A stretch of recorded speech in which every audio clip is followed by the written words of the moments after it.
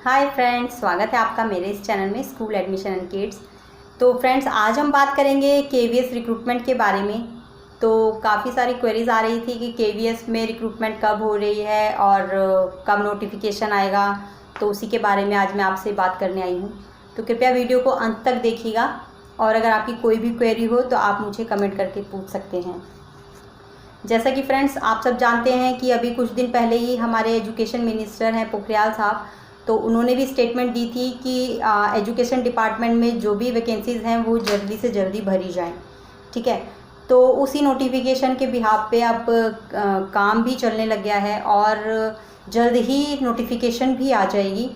तो मेरी आप लोगों से एक छोटी सी रिक्वेस्ट है, आप इस नोटिफिकेशन के प्रॉब्लम में मत जाइए कि नोटिफिकेशन कब आएगा।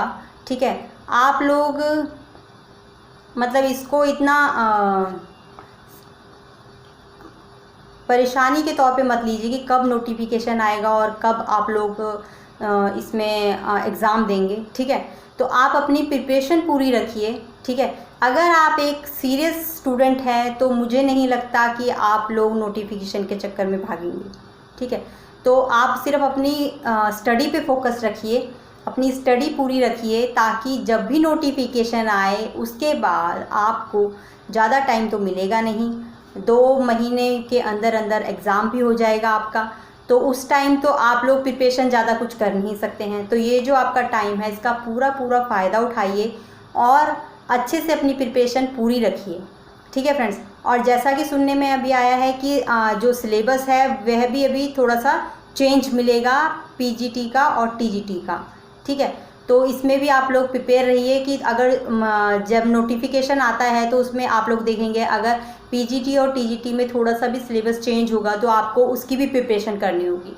ठीक है, तो इससे पहले आप अपनी प्रिपरेशन जो अभी चल रहा है, जिस सिलेबस के अकॉर्डिंग हम लोग देख रहे हैं कि एग्ज़ाम होता आया है, उसके अकॉर्डिंग आप अपनी जो भी स्टडी है उसको अच्छे से बेस बनाइए उसका और अपनी जो प्रिपरेशन है उसको पूरा रखिए। ठीक है, अब जैसा कि आप लोगों ने देखा सीटेट का एग्ज़ाम था, जुलाई में होना था, सितंबर में होना था, वो नहीं हुआ।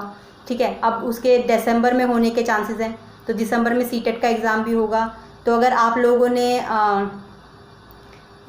जिनका भी नहीं हुआ तो उनको भी टेंशन लेने की कोई ज़रूरत नहीं है, क्योंकि जब दिसंबर में आपका सीटेट का एग्ज़ाम होगा और अगर आप उसमें क्वालिफाई कर जाते हैं और अगर इन बिटवीन रिक्रूटमेंट का भी नोटिफिकेशन आता है तो आप वह भी भर सकते हैं। ठीक है, कि जब आपका सीटेट का एग्ज़ाम का क्लियरेंस का भी आ जाएगा आपके पास रिज़ल्ट, तो आप वही उसमें अपने जो रिक्रूटमेंट है वहाँ पे आप वो लोग उस चीज़ को दिखा सकते हैं कि हाँ हम लोग इस चीज़ में पास हो गए हैं, तो अब आगे भी आप लोग उसमें अप्लाई कर सकते हैं। ठीक है, तो इसमें आप लोगों को टेंशन लेने की तो कोई बात नहीं है।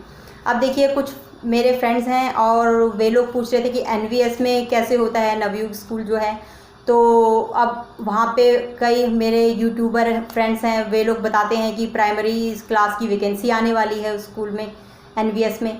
तो उन्हें सबसे बड़ी बात तो ये है कि एनवीएस में सबसे पहले तो प्राइमरी क्लास होती ही नहीं है फ्रेंड्स। ठीक है, एनवीएस में कोई प्राइमरी क्लास नहीं होती है, वह स्टार्ट होता है 6 से लेके 12 तक। ठीक है, तो उनकी जो वैकेंसीज़ होती हैं वो 6 से लेके 12 तक की ही क्लास की वैकेंसी आएंगी इस रिक्रूटमेंट की, तो प्राइमरी क्लास नहीं होती है। तो ये लोग आप लोग इसको अपने माइंड में बिठाइए कि एनवीएस में प्राइमरी क्लास की वैकेंसीज नहीं आती हैं। ठीक है, तो ये बाकी जो अफवाहों में मत जाइएगा। ठीक है, तो अब जो इसका एनवीएस के बारे में भी आपको थोड़ा सा बता दूं कि मार्च में इसका वैसे तो जो एग्ज़ाम था वो हो चुका है।